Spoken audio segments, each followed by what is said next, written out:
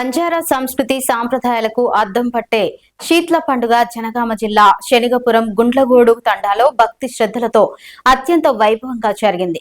సాంప్రదాయ నృత్యాలు, ప్రత్యేక పూజలు, ఆధ్యాత్మిక కార్యక్రమాలతో తండా అంతా పండుగ వాతావరణంలో మునిగిపోయింది.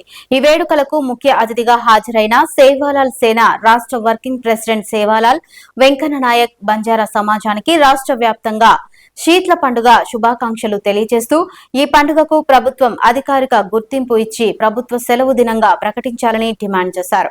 ఈ వేడుకల్లో సేవాలాల్ సేన జాతీయ నాయకులు, స్థానిక తండా పెద్దలు, మహిళలు, యువత, చిన్నారులు పెద్ద ఎత్తున పాల్గొని శీత్ల పండుగను ఘనంగా జరుపుకున్నారు.